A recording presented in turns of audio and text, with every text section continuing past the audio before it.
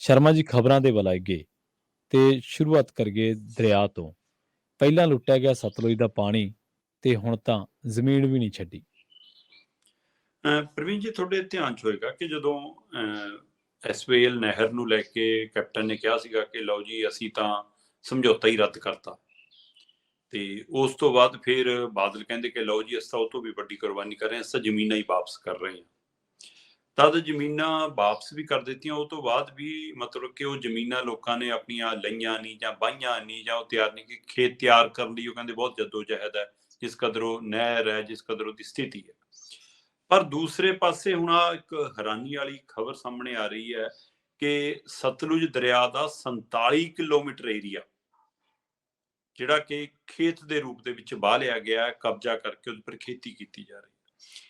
ਇੱਕ ਪਹਿਲੂ ਤਾਂ ਇਹ ਹੈ ਕਿ ਜਦੋਂ ਮਤਲਬ ਕਿ ਆਪਾਂ ਦੇਖੀਏ ਜਿਹੜਾ ਦਰਿਆ ਲੰਘਦਾ ਹੈ ਸਾਡਾ ਨੰਗਲ ਤੋਂ ਸ਼ੁਰੂ ਹੋ ਕੇ, ਜੇਕਰ ਅਸੀਂ ਉਧਰ ਨੂੰ ਅੱਗੇ ਨੂੰ ਜਾਈਏ ਤਾਂ ਉਸ ਦਰਿਆ ਦੇ ਵਿੱਚ ਕਿੰਨੇ ਹੀ ਲੋਕਾਂ ਦੀਆਂ ਅਸਲ 'ਚ ਜ਼ਮੀਨਾਂ ਬੋਲਦੀਆਂ ਨੇ।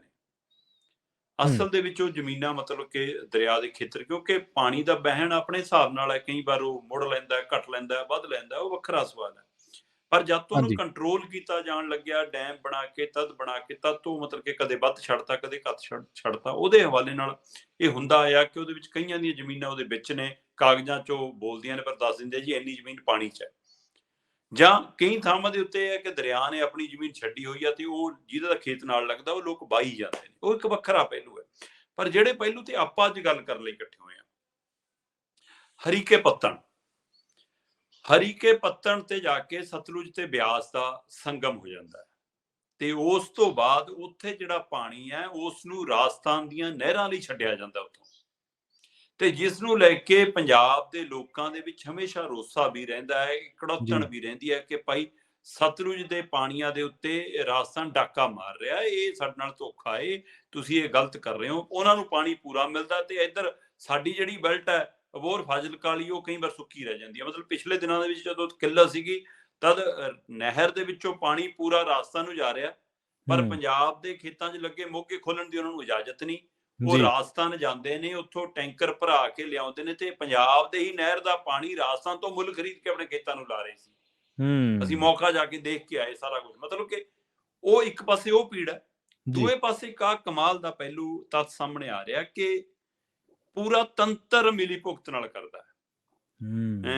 ਜਿਹੜਾ ਉੱਥੇ ਮਤਲਬ ਕਿ ਇਹ ਸਾਡਾ ਹਰੀਕੇ ਪੱਤਣ ਹੈ, ਉਹ ਤੋਂ ਹਸੈਣੀ ਵਾਲਾ ਕੰਨੀ ਨੂੰ 47 ਕਿਲੋਮੀਟਰ ਦਰਿਆ ਸੁੱਕਾ ਹੀ ਰਹਿੰਦਾ ਜੀ, ਉਹਦੇ ਵਿੱਚ ਪਾਣੀ ਹੀ ਨਹੀਂ ਛੱਡਿਆ ਜਾਂਦਾ। ਉਹ ਪਾਣੀ ਜਾਂ ਤਾਂ ਮਤਲਬ ਕਿ ਜਦੋਂ ਰਾਜਸਥਾਨ ਦੀਆਂ ਨਹਿਰਾਂ 'ਚ ਚਾਹੇ ਵੱਧ ਛੱਡਣਾ ਪੈ ਜਾਵੇ ਵੱਧ ਛੱਡ ਦੋ, ਚਾਹੇ ਉਸ ਨੂੰ ਅੱਜ ਕੱਲ੍ਹ ਉੱਥੇ ਡੋਲਫਿਨ ਰੱਖੀਆਂ ਹੋਈਆਂ ਨੇ ਉਹਨਾਂ ਦੀ ਵਿੱਚ ਜਿਹੜਾ ਫਿਕਸ ਰੱਖਣਾ ਹੁੰਦਾ ਕਿ ਇਹ ਲੈਵਲ ਪਾਣੀ ਦਾ ਰੱਖਣਾ, ਉੱਥੇ ਹਿਸਾਬ ਨਾਲ ਰੱਖ ਦੋ। ਤੇ ਜੇ ਬਹੁਤ ਹੀ ਮਜਬੂਰੀ ਛੱਡਣਾ ਪਵੇ ਤਦ ਉਹ ਇਸ ਤਰ੍ਹਾਂ ਛੱਡਿਆ ਜਾਂਦਾ ਕਿ ਉਹ ਜਿਵੇਂ ਖੇਤਾਂ ਨੂੰ ਪਾਣੀ ਲਾਉਣ ਲਈ ਛੱਡਿਆ ਗਿਆ ਹੋਵੇ।